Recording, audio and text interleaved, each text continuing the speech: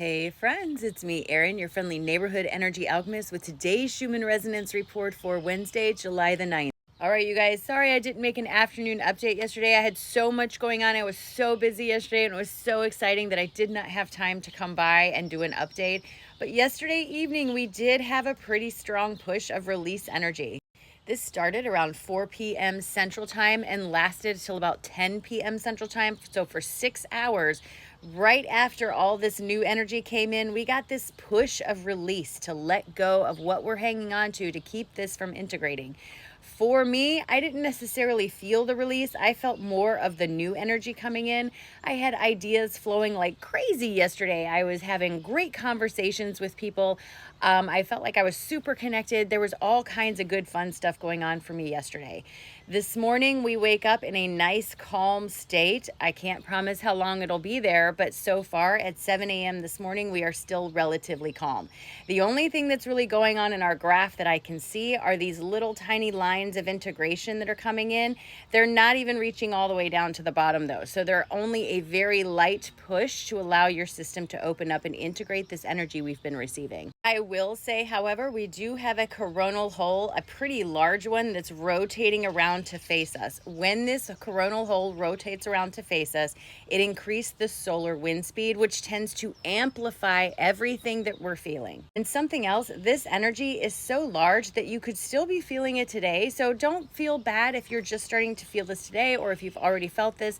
Your timing and how you receive the energy is going to be perfect for you. So don't worry about how it lines up with how I feel. In meditation this morning, I was reminded that I have to stop waiting for someone else to change their behavior for me to feel better, because that's not going to work. I think part of the problem for us as a society is we see something that doesn't feel good, and so we demand that that thing changes so that we can feel better. But that's putting the power for our happiness and empowerment outside of ourselves, and that's never going to be constructive in the long run.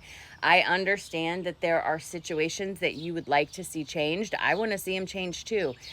But me waiting for someone else to change their behavior so I can feel better is counterproductive, because not only do I feel bad about the behavior I'm observing, I feel bad that they're not changing so that I can feel better. It's a self-feeding, self-defeating cycle that we as human beings tend to get ourselves wrapped up in. This is not at all to say that you should only be focused on you. Obviously, be mindful of the people around you, but don't wait for someone else's behavior to have to change for you to feel better. I always feel like a jerk saying this, but it is one of the most true things I have learned personally on my own journey, is you have to learn to be happy where you are in order to allow something better for you. Because if you are ringing the bell of I am unhappy, then the sound you're singing out, the vibration you're sending out is one of I am not happy. So law of attraction says, okay, you're not happy. Here's more reflections of that feeling, because law of attraction is neutral in nature.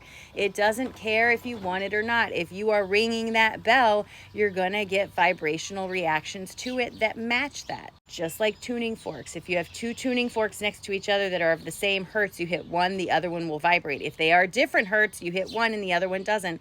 That could be you. Someone could be hitting that tuning fork saying, things are hard, things are miserable, this sucks, oh my God, oh my God. And if you're holding a different vibration, it's not going to resonate with you. So you're not going to be as affected by it. Again, doesn't mean things aren't happening in the world. It just means you don't have to invite it over for dinner and treat it like a dinner guest. You know what I'm saying?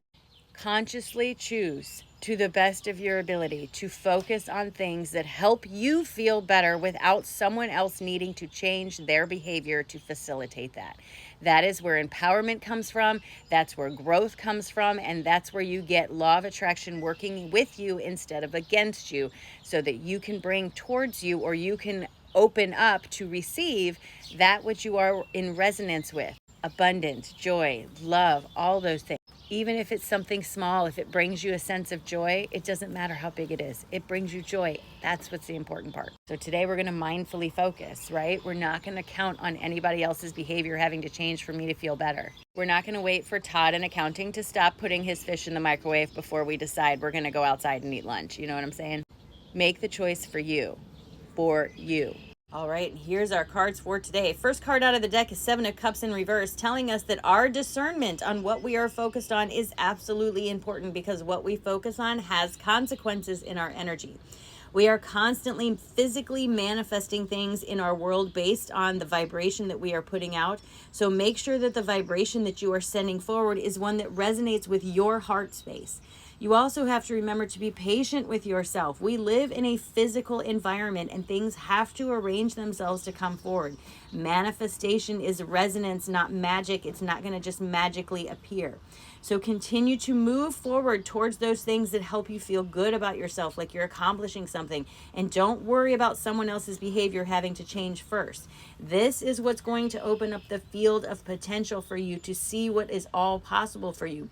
But if you are looking at someone else, you are missing the field of potential behind you. So again, pay attention to what you are focused on. Have discernment about that, because it absolutely has consequences in your manifested reality. Manifesting from the heart, coming from the heart with some patience while paying attention to the things that help you feel better, will help you to notice all of the potential around you. Look at this sun. It's an absolutely gorgeous day. I can't even hardly wait to get started in this day. It's so beautiful, right?